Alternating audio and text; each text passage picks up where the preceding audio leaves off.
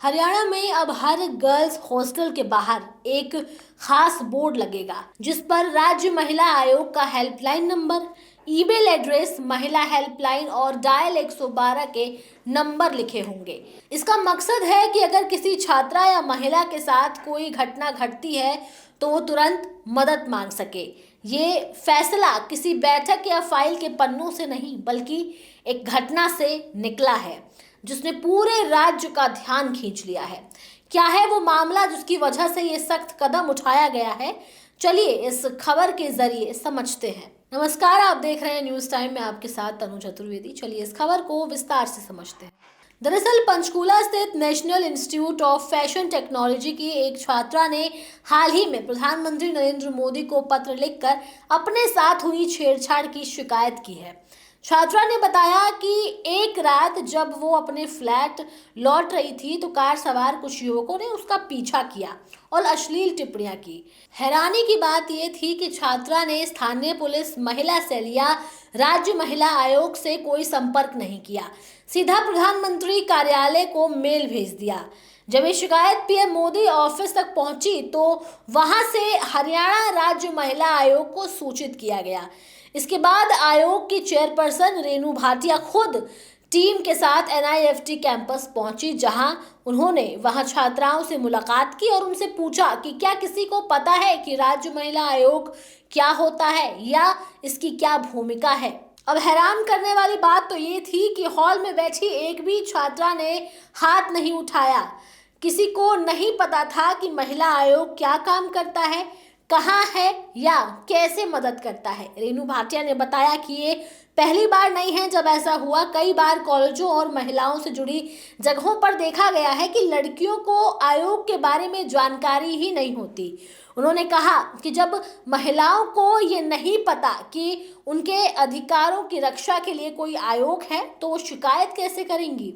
इसी सवाल ने एक बड़ा फैसला करवाया। अब हरियाणा के सभी गर्ल्स हॉस्टल और वर्किंग वुमेन हॉस्टल में महिला आयोग की जानकारी वाले बोर्ड लगाए जाएंगे।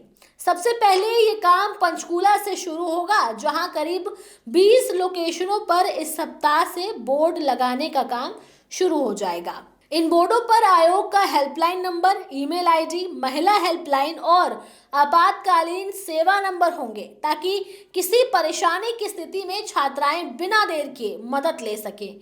रेणु भाटिया ने पंचकूला पुलिस कमिश्नर को भी पत्र लिखकर हॉस्टल एरिया में रात के समय अतिरिक्त पुलिस तैनाती के निर्देश दिए हैं। उन्होंने कहा कि वो जल्द ही हरियाणा के डीजीपी से मिलकर ये व्यवस्था पूरे देश में लागू करवाने की दिशा में कदम उठाएंगी। पंचकूला का एनआईएफटी कैंपस 2022 में तत्कालीन मुख्यमंत्री मनोहर लाल खट्टर ने शुरू किया था। यहाँ 6 कोर्सों में 44 सीटें हैं और करीब 700 छात्र पढ़ते हैं।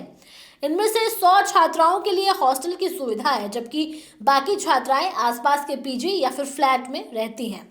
इसी वजह से देर रात या अकेले लौटने के कारण सुरक्षा की समस्या का सामना करती हैं। आयोग की टीम के कैंपस में पहुंचने के बाद जब छात्राओं को महिला आयोग की भूमिका और अधिकारों के बारे में बताया गया तो माहौल बदल गया।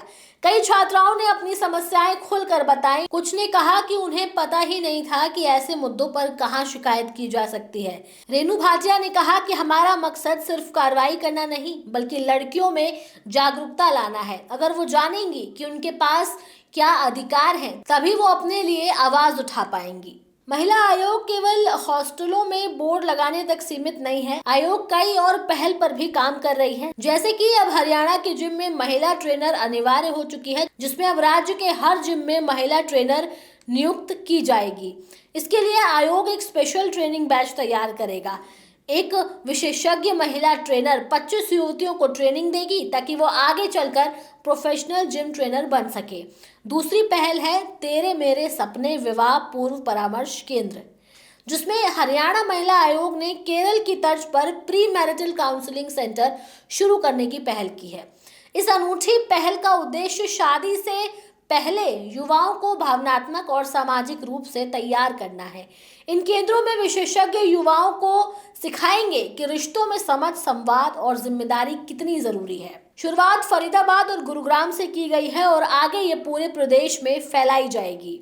पंचकूला आईएनएफटी की छात्रा की एक चिट्ठी ने हरियाणा में महिला सुरक्षा की बड़ी पहल को जन्म दिया है।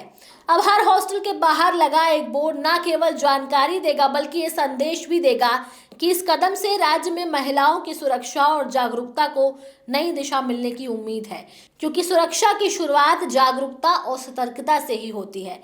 आप लोगों का इस पर क्या कहना है, आप हमें कमेंट सेक्शन में ज़रूर बताएं। इसके साथ ही हमारे चैनल न्यूज़ टाइम को सब्सक्राइब करें, लाइक करें, शेयर करना ना भूलें। नमस्कार।